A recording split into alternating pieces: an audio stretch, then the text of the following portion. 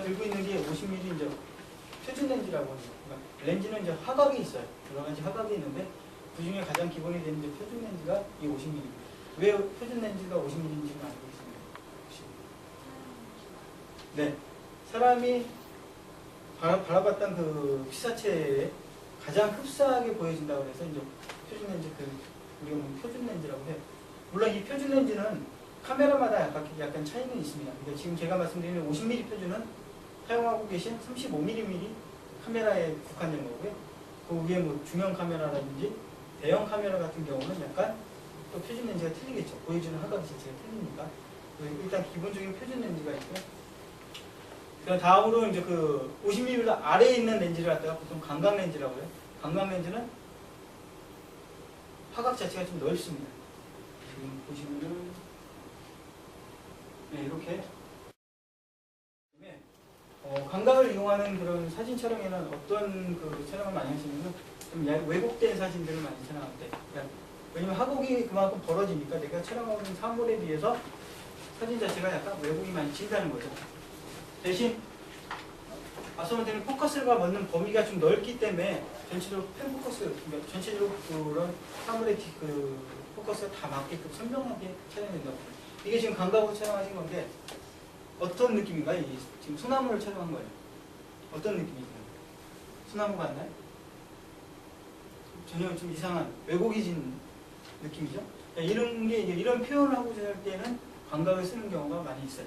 그러니까 내가 촬영하고자 하는 사물보다 좀 더 그런 극대화된 그런 효과를 많이 주기 위해서.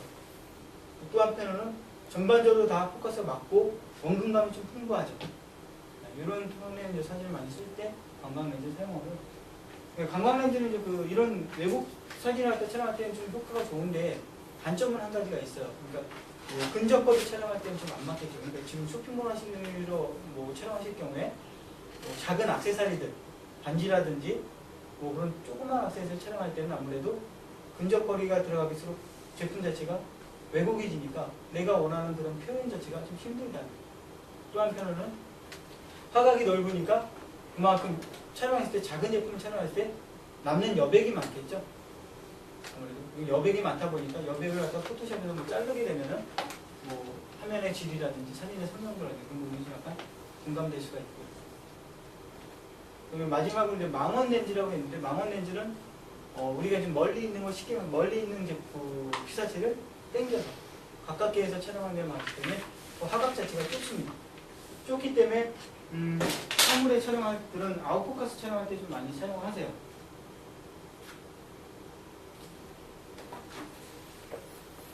자, 어떤가요, 이 사진?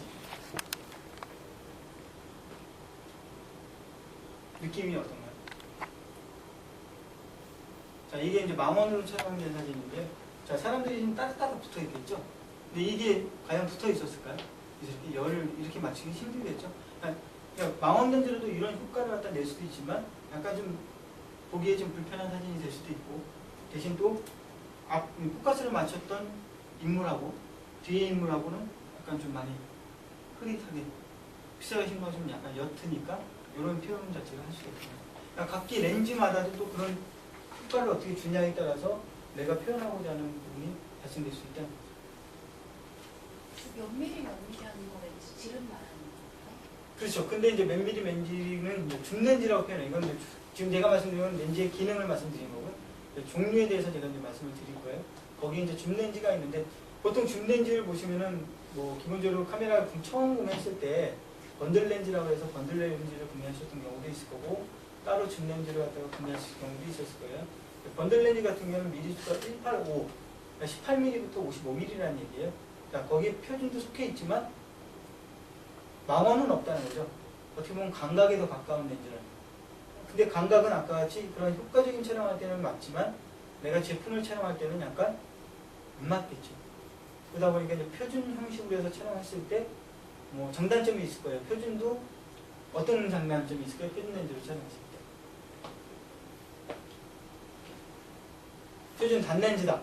자, 미리수가 딱 한 가지예요. 50mm, 50mm 아까 제가 말씀드렸던 단렌즈를 촬영했을 때의 장단점. 자, 장점은 말씀드렸듯이 육안하고 제일 흡사하기 때문에 사물의 표현 자체가 상당히 선명하고 그런 부분이 이제 그 장점이라고 표현할 수 있고요. 단점은 제가 그 앞에 있는 분을 촬영을 했어요. 한 분이니까 그 고정된 자리에서 촬영을 했지만 여러분들이 이제 그 약간 단체 사진 촬영할 때는 사각에서 벗어난다는 거죠. 자, 벗어나게 되면 내가 촬영자가 어떻게 해야 될까요? 거리를 움직여야 되겠죠. 약간 불편하겠죠. 거리를 움직이는데 대신 피사체는 작게 보이겠죠. 그러니까 그런 부분이 표현에 있어서 약간 어려움이 있을 수 있다. 그게 이제 장점. 대신 아까 말한 대로 선명도 부분은 다른 그 줌렌즈라든지 뭐 감각의 그런 부분에서 상당히 좀 밝게 촬영이 효과적으로 얻을 수 있다는 가 될 수 있고. 근데 지금 요즘은 카메라 렌즈들이 너무 좋아지셔서 예전처럼 뭐 단렌즈든 줌렌즈든 그런 화질의 큰 차이는 없으세요. 그래서 보편적으로 그래도 만약에 효과를 얻고자 쓰는 렌즈가 일반적인 단렌즈보다는 줌렌즈에 더 가까운 거고, 줌렌즈도 종류가 여러 가지가 있습니다.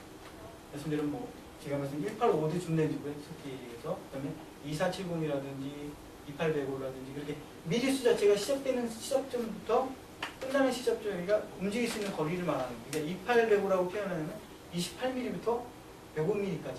그러니까 피사체를 갖다가 움직이면서 내가 촬영할 수 있는 거리가 105mm, 100m 밖에 있는 사물을 갖다가 내가 당겨서 촬영할 수 있는 부분이라고 보시면 돼요. 80mm면 80mm. 근데 여기서 이제 중요한 거는 아까 같이 하각 자체가 있기 때문에 렌즈에 하각이 있기 때문에 표현에 의해서 어떤 부분을 갖다 할 건지를 먼저 생각하신다면 채팅에서 이용하신다면 도움이 되실 겁니다.